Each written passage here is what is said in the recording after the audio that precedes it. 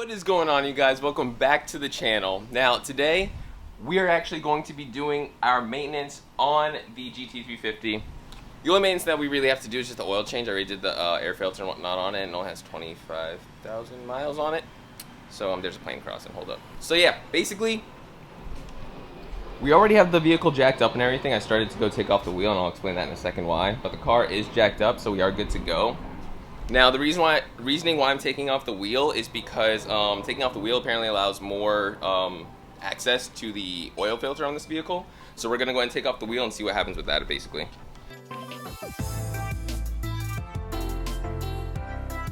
If we look into here, you could actually see, I don't know if you could actually see it. Oh, there it is, the oil filter right there. So yep. We do have a little bit more access. There's also a cover underneath the oil filter that we're going to get to as well, and that should be able to basically give us access directly to the oil filter as well. But for that, we can basically go ahead and start doing the oil change on this now. So first thing we're going to do is go ahead and release the cover here for the oil filter, and it is a T27 torque bit that we're going to use. And that'll basically drop the entire cover for us. We put that aside up there. And that basically gives us direct access to the oil filter right up top here. Now that that is done, we can go ahead and start to drain the oil. Undo our drain plug, and our drain plug is going to be a 3/8 ratchet. We go and do that. Undo this guy here. And then just twist it off, and it should come right out actually.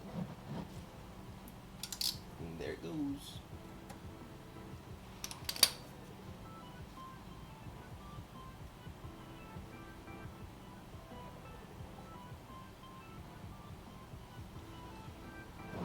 This is gonna make a mess, I already see it.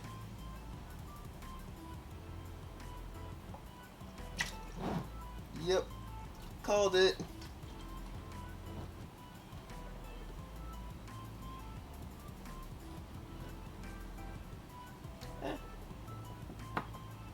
Wasn't too bad, but it splashed everywhere, so we're gonna let that drain for probably about like 15, 20, 30 minutes or so.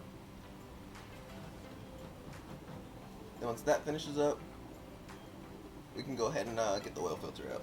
Now that the oil is finished draining, just gonna spray some brake cleaner on there to kind of clean off everything that's been sitting there. And then we should be good to go. I'm just going to make sure that the drain plug is tightened down all the way now. And it is, so I don't know. Plastic drain plug, man, it still seems so weird to me. But oh well. Now that that's done, now we go ahead and do our oil filter. It is recommended that you put some kind of cardboard there to kind of control where the oil goes. I really do not have anything right now, and I never got a funnel, so I'm kind of upset about that. But we're going to work with what we have. An oil filter wrench for this in order to take it off. I mean, you don't need this to take it off, but it would make it a little bit easier. If you have any kind of oil filter wrench to take it off, that'll work. This is actually supposed to be a 27 mil, or it works with a 1/2 inch. I'm going to try with a 1/2 inch first, and then see how we...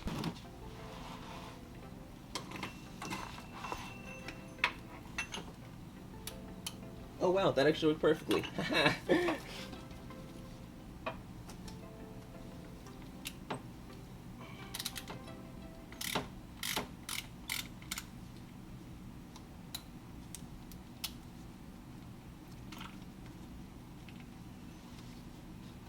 That was much easier than I was anticipating, not even gonna lie. Alright, so the oil's dripping now, so I'm just gonna reach from underneath here and just go full send and, you know, make a mess. Ugh. Like I said, if you had a cardboard or a funnel or something, it'd probably be a lot easier, but I do not have that, so yeah, I'm gonna work with what I got. Oh, we have oil leaking over there too now, lovely. There we go, come on, just come out now. So oil filter's out. Oil is making a mess. I don't know if you can see it from that angle, but where the oil drain plug is basically where all the oil is dripping from. So, good thing is we have some brake cleaner that we could just use to fix all that. So, oil started leaking over there.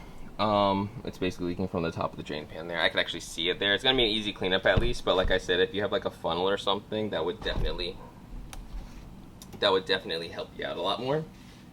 Or the piece of cardboard that's suggested. So let me go ahead and clean this mess up and then we'll get back to it. Alright, now that all that's cleaned up, basically, all we have to do is take our new oil filter, lube it up, make sure we put a nice, what do you call it, coat of oil right around the O-ring there. And then we go ahead and tighten that baby on and torque it down.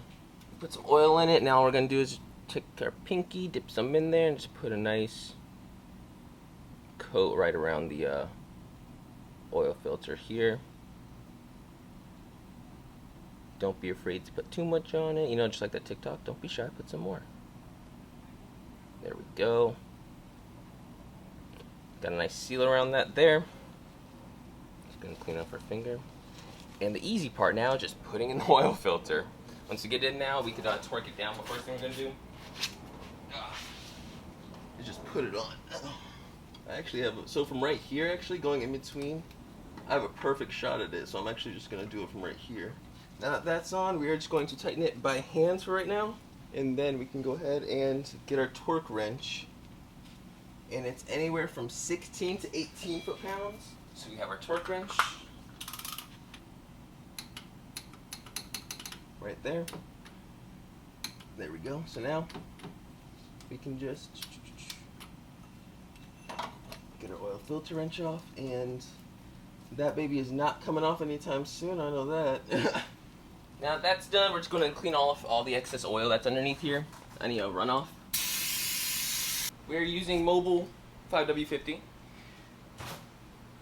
We're going to try this oil and then see how this oil runs. If we don't like it, then obviously we're going to switch to AMSOIL. So let's get a funnel here. Ta-da! And we can go ahead and start running all 10 quarts. So 6. Beautiful.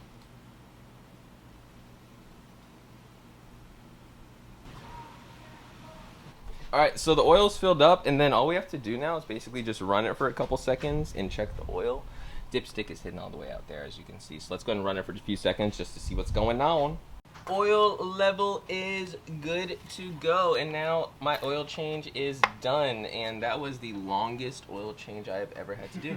Alright, you guys, so we went ahead and did the oil change. We finished up on the vehicle and everything like that. Now Venom is ready to run again. So thank you guys so much for watching. Next week you'll be getting a video of basically the clutch line that we're going to be replacing. For you GT guys out there, if you notice on long drives maybe, or even if you have headers, the clutch line tends to get a little bit hard, or the pedal tends to get a little bit hard after long drives from how much heat. Same thing on this car, so we're going to be replacing that, and you guys get to see that. So thank you so much for watching. Feel free to like, subscribe, and I'll see you guys next time.